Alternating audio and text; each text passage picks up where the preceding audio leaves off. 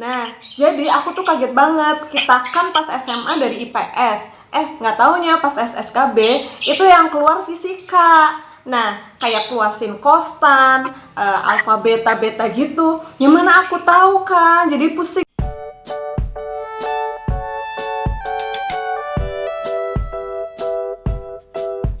Assalamualaikum teman-teman. Hari ini aku mau ngajakin kalian semua untuk bahas SKB CPNS khususnya untuk formasi PGSD tahun 2019. Nah, di video kali ini aku ngajakin salah satu teman aku. Dia kebetulan udah lolos PNS tahun kemarin. Nah, kebetulan juga dia dari formasi PGSD. Jadi buat kalian semua yang khususnya yang daftar CPNS ini, formasi PGSD, pas banget untuk nonton video aku kali ini yang pastinya akan memberikan banyak informasi buat kalian semua. Nah, temanku ini namanya Nanik Rahmawati. Kebetulan dia adalah teman SMA aku dulu waktu di Tegal. Nah, Nanik ini kuliah di Universitas Negeri Semarang, jurusannya PGSD. Lulusan tahun 2015. Nah, kebetulan Nanik ini dia kemarin daftar CPNS tahun 2018 dan udah lolos.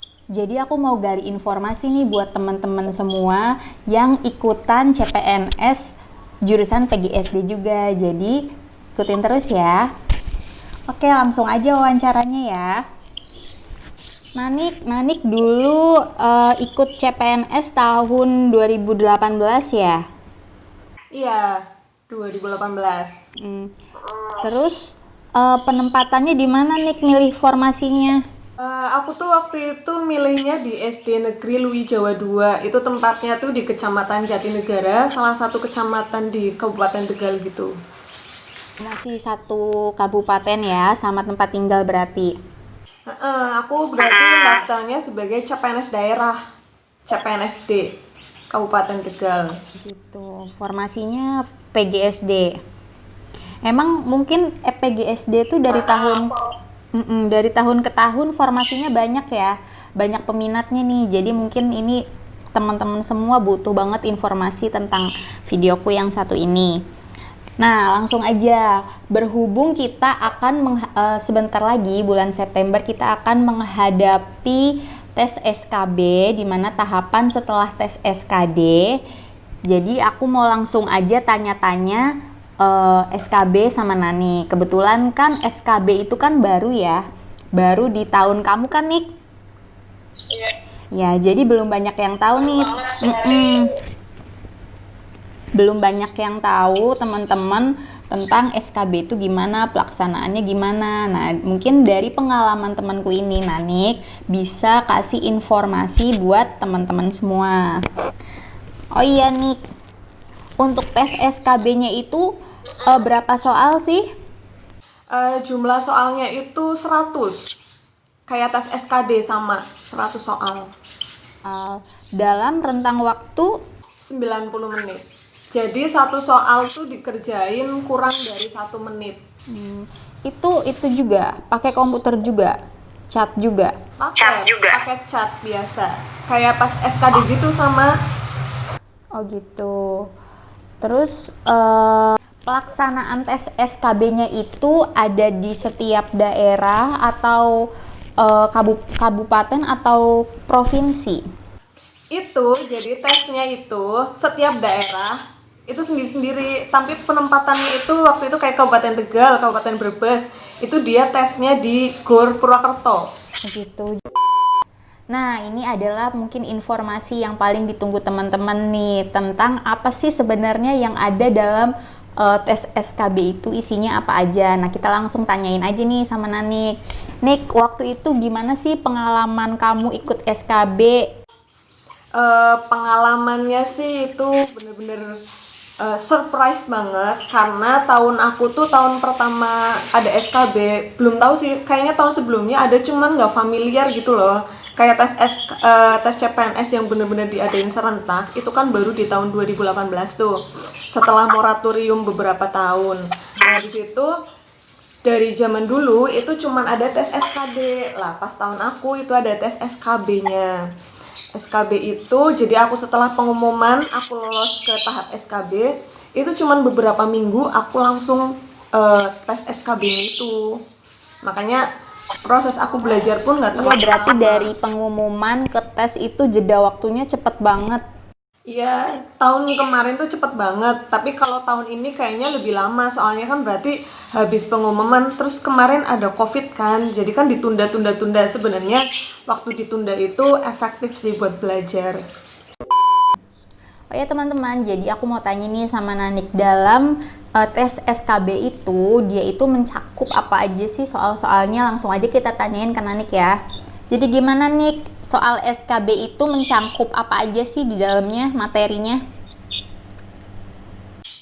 Tes SKB itu mencakup ada 4 kompetensi dasar guru. Yang pertama itu kompetensi kepribadian, terus yang kedua sosial, yang ketiga itu profesional, dan yang terakhir itu tentang pedagogik guru gitu.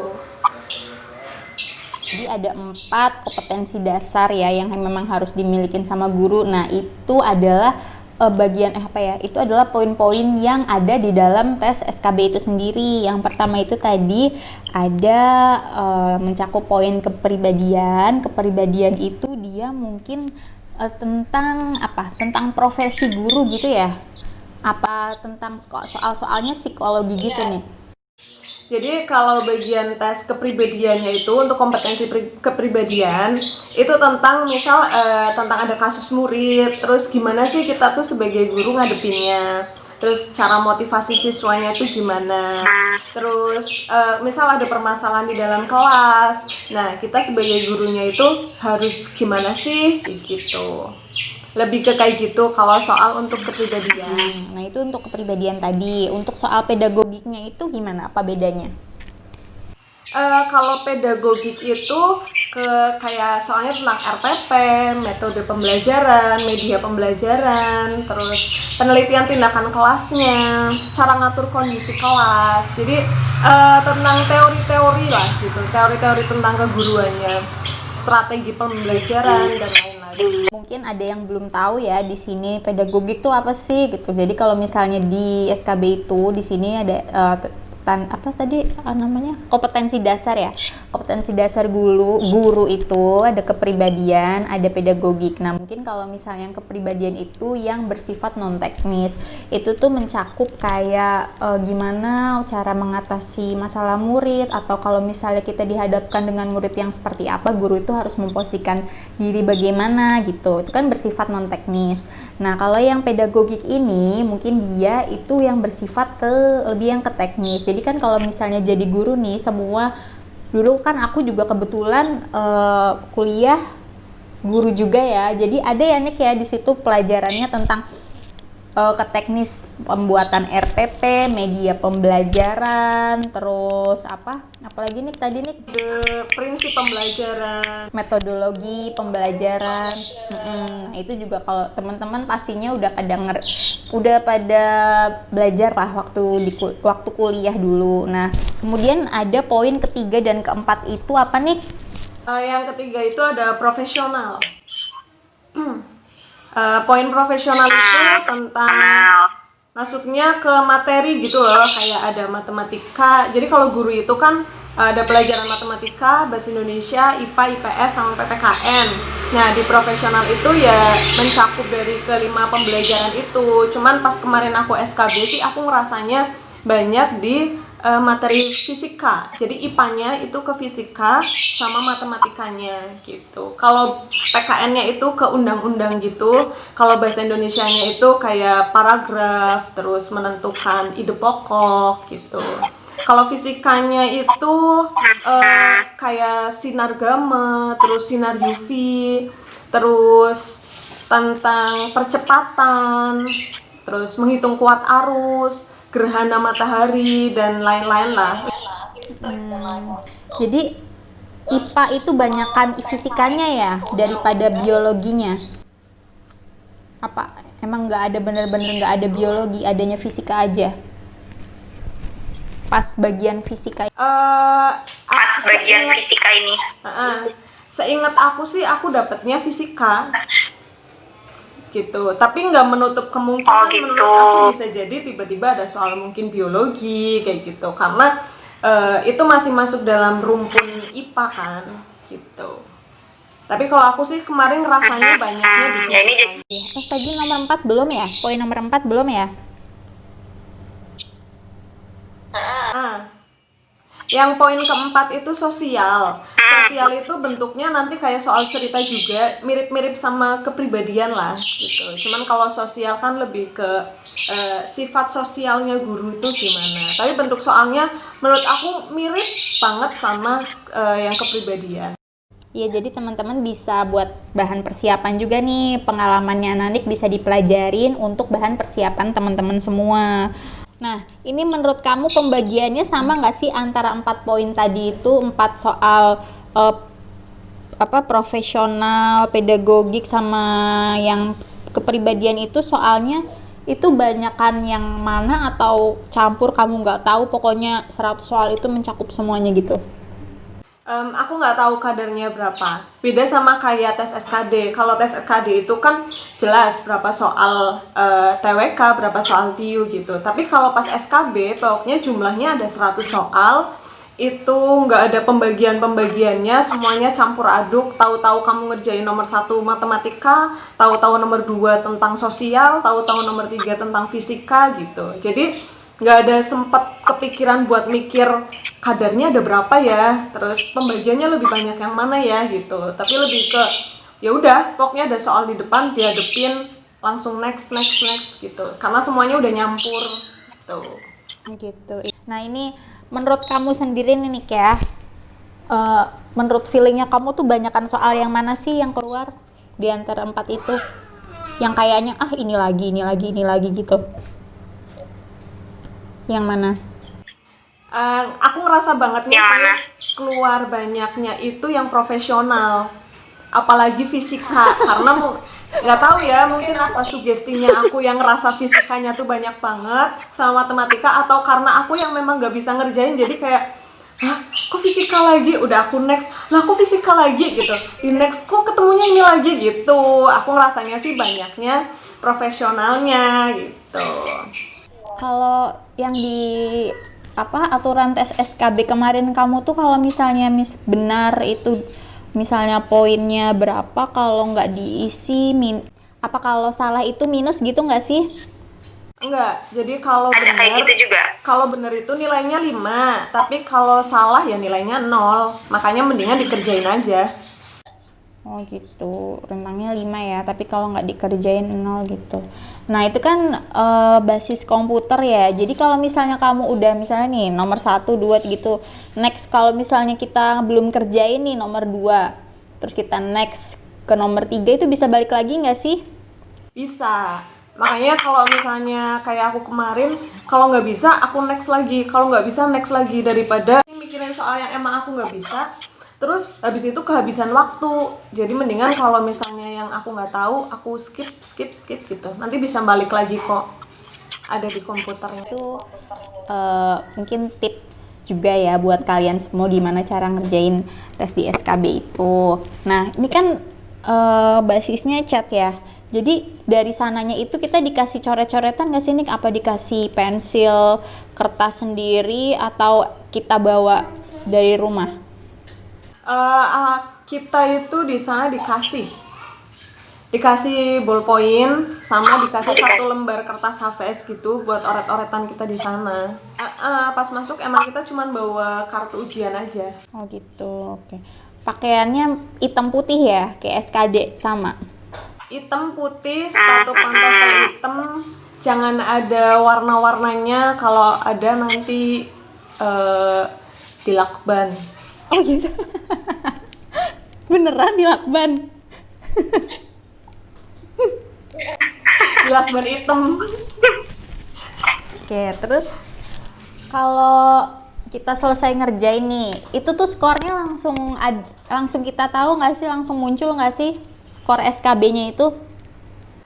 Jadi kalau kita udah selesai ngerjain satu soal itu kalau kita klik selesai itu langsung keluar kan skor kita. Tapi kalau kita kehabisan waktu, maksudnya udah 90 menit itu ya langsung kita selesai nggak selesai langsung muncul nilai kita di komputernya itu. Jadi langsung ketahuan misalnya SKB kita lulus atau enggak, apa ada misalnya SKB kita nggak lulus nih, tapi pas SKD kita nilainya tinggi banget gitu. Apa kayak gitu bisa tetap lolos, ataukah misalnya SKD lolos dan SKB-nya nggak memenuhi persyaratan, tetap aja nggak lolos, itu gimana? Ada yang begitu nggak? Gini, ada yang begitu nggak? Bedanya SKD sama SKB, kalau SKD itu kan ada passing grade-nya, jadi kita ada batas minimalnya, kita tuh harus nyentuh angka berapa gitu.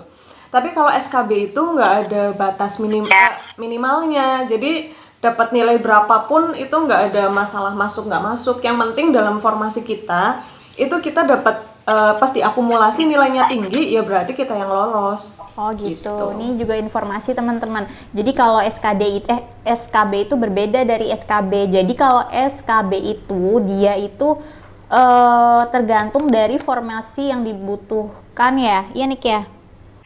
Intinya kalau misalnya nggak ada passing grade, lulus nggak lulus gitu, nggak, nilai berapapun selama kamu di formasi kamu paling tinggi ya kamu yang lolos. Ya misalnya kita di formasi formasi membutuhkan misalnya ada 4 guru misalnya, 4 guru. Nah misalnya ada 10 yang ikut tes. Nah kalau misalnya kita ada nilai di rata-rata paling tinggi dari masuk ke 4 formasi itu otomatis lulus ya. Tapi nanti digabung dulu sama nilai SKD-nya. Jadi nilai SKD itu kadarnya 40%, kalau SKB itu 60%. Oh, nah ini juga informasi nih teman-teman. Gitu. Jadi tetap dimasukin SKD-nya ya. SKD berapa nih? 40% dan SKB 60%. Nah ini kebetulan Nanik itu teman-teman, dia itu pas formasinya itu ranking 1 ya Nik ya? Yap, ya ranking 1 ya. Jadi aku nggak salah pilih narasumber buat kalian. Oke, oh ya Nik, itu dong informasi yang tiket golden ticket itu yang masuk SKB nggak langsung nilainya tertinggi itu. Jadi kalau dalam PGSD itu ada yang punya Serdik. Serdik itu sertifikat pendidik. Jadi mereka yang udah kuliah PPG, jadi udah lulus S1, setelah itu mereka kuliah PPG. Nah, mereka kan punya sertifikat. Sertifikatnya itu namanya sertifikat pendidik. Jadi mereka yang udah punya sertifikat pendidik, pas mereka tes SKB tetap mengikuti, tapi skor mereka itu udah skor maksimal. Jadi nilainya emang 100. Makanya kalau saingannya sama yang udah punya serdik, alias kayak aku nyebutnya kayak golden ticket gitu loh, kayak langsung masuk aja deh istilahnya, karena mereka tanpa tes pun aslinya nilainya udah 100, tapi memang diwajibkan tetap mengikuti. Oh iya, jadi aku mau tanya nih Nik, dari pengalaman yang udah kamu jalanin, strategi biar kamu menentukan formasi yang tepat itu gimana sih? Nentuin formasi yang tepat, kalau aku tuh dulu, nah itu karena mereka yang punya sertifikat pendidik itu ibaratnya kayak mereka punya golden ticket, walaupun mereka nggak tahu ya di SKD-nya lolos atau enggak, maksudnya passing grade atau enggak, tapi kalau emang mereka udah lolos passing grade dan mereka masuk ke tahap SKB, nah tanpa SKB pun mereka kan sebenarnya nilainya udah dapat 100 ya. Jadi kalau aku pribadi sih aku takut bersaing sama mereka yang udah punya golden ticket. Jadi sebelum aku nentuin formasi mau milih di mana, aku cari informasi tuh teman-teman dulu yang pas kuliah dulu, yang sekarang udah pada kuliah PPG itu siapa. Berarti otomatis mereka udah punya sertifikat pendidikan. Mereka tuh daftarnya di mana? Ya aku japri aja sih, tanya-tanya, kamu daftarnya di mana? Gitu. Nanti kalau dia daftar, aku daftar di sekolah ini nih gitu. Nah, berarti aku menghindari sekolah itu karena aku pribadi takut kalau saingan sama yang udah punya sertifikat pendidik. Nah, itu juga jadi salah satu tips buat teman-teman semua nih. Jadi kalau misalnya mau daftar CPNS ini mungkin kepake untuk tahun depan ya kalau CPNS buka lagi. Jadi kalau misalnya sekarang itu ada yang namanya Serdik, sertifikat pendidik. Nah, dia itu kalau misalnya udah lolos tes SKD, kemudian lanjut ke SKB-nya itu, dia itu nilainya langsung maksimal nih teman-teman. Jadi dia langsung masuk ke formasi yang dia tuju. Nah, jadi ini bisa jadi tips buat teman-teman semua. Kalian cari tahu informasinya dulu nih, kayak Nanik tadi, dia cari informasi siapa aja yang anak-anak peserta yang memegang sertifikat pendidik itu. Jadi sebisa mungkin kalau misalnya ada formasi yang ada anak yang dengan memegang sertifikat pendidikan itu, kita bisa lihat nih, maksudnya bisa lihat situasi kita memungkinkan nggak kalau kita bakalan masuk ke formasi itu yang dipilih si anak dengan golden ticket itu kalau kata Nanik gitu. Oh ya Nik, kalau yang tadi kan kamu bilang kalau SKB itu kan mencakup semuanya ya, yang di poin profesional itu. Nah, dimana kan kita dulu IPS ya, IPS SMA-nya. Iya.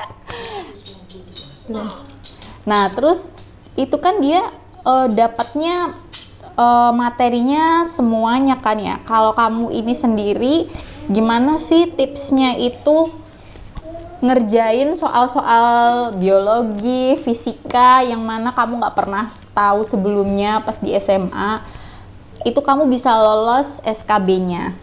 Itu gimana sih triknya? Triknya belajar. Ya semuanya kan bisa dipelajarin kan. Jadi dari beberapa yang soal-soal, karena aku waktu itu kan belum ada pengalaman soal tuh, aku belajar tuh soal-soal mereka yang mau tes seleksi PPG, soal-soal yang mau pada UTN, soal-soal yang mau buat tes-tes yang intinya tentang keguruan gitulah, aku baca-baca. Di situ memang ada soal-soal kayak fisika. Nah, kalau aku lihat ada soal gitu, aku coba cari rumusnya, tanya-tanya sama temen yang tahu gitu. Ya coba-coba ngerjain aja. Gitu. Jadi belajar soal SKB itu ini informasi penting ya. Belajar soal SKB itu sama nggak sih sama belajar pas mau menghadapi SKD? Sama. Maksudnya kalau strategi belajarnya sih sama, cuman ya soalnya beda. Pas ke SKD itu kan pengalaman-pengalaman yang dari tahun lalu banyak banget nih tentang tes wawasan kebangsaan, TIU-nya, terus tes kepribadiannya. Jadi lebih enak emang kan kita belajarnya. Tinggal baca-baca aja dari soal-soal yang tahun-tahun sebelumnya. Tapi kalau SKB itu karena pada saat itu aku belum pernah ngalamin yang namanya SKB, jadi semua aku baca-baca aja. Termasuk soal yang aku nemu kayak fisika gitu. Oke deh, jadi itu dia tadi wawancara sama temen aku, Nanik. Nah, ini poin terakhir nih, Nik. Poin paling akhir dari wawancara kita kali ini. Aku pengen tanya sama Nanik sendiri. Nah, ini mungkin bisa untuk jadi saran atau tips buat teman-teman semua. Gimana cara persiapan menghadapi tes SKB ini, khususnya teman-teman dengan formasi PGSD. Gimana nih? Jadi tipsnya buat teman-teman yang mau pada tes SKB itu jangan lupa belajar dan berdoa. Itu sih poin yang paling pentingnya. Belajar itu menurut aku itu penting. Jadi kayak ada orang yang bilang CPNS itu yang lolos ya karena faktor keberuntungan gitu. Tapi menurut aku itu nggak sepenuhnya benar, karena emang Allah juga pasti ngasih rezeki ke seseorang, hambanya itu mereka yang mau usaha. Jadi emang harus benar-benar usaha, harus belajar maksimal, dimaksimalin lah dari waktu yang ada. Terus coba-coba ngerjain soal. Kayak waktu dulu aku pas waktu belajar itu, pas waktu mau tes CPNS itu, dalam sehari aku tidur cuma 4 jam. Sisanya itu belajar, sama waktu itu aku masih kerja.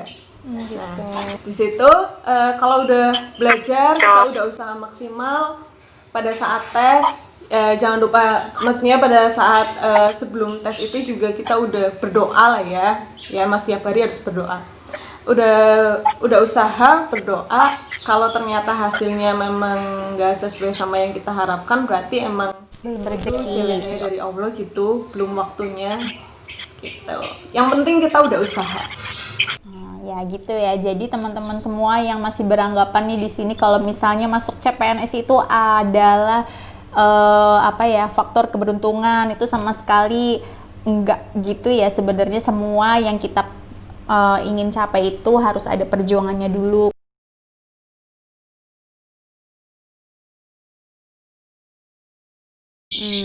Oh iya, jadi Nanik itu selain kegiatannya ngantor nih, jadi guru, dia juga bantuin suami. BTW suaminya Nanik ini salah satu pengusaha sukses batik Pekalongan ya, Nik ya. Amin. Iya, aku juga dulu pernah lihat-lihat, pernah beli juga ya kan, Nik? Pernah beli, Nik? Oh ya, jadi teman-teman semua nih yang penasaran sama narasumber aku kali ini, sama Nanik, dan sama kebetulan ada bisnis batik Pekalongan juga, nanti aku bakalan taruh IG jualannya Nanik. Namanya apa nih?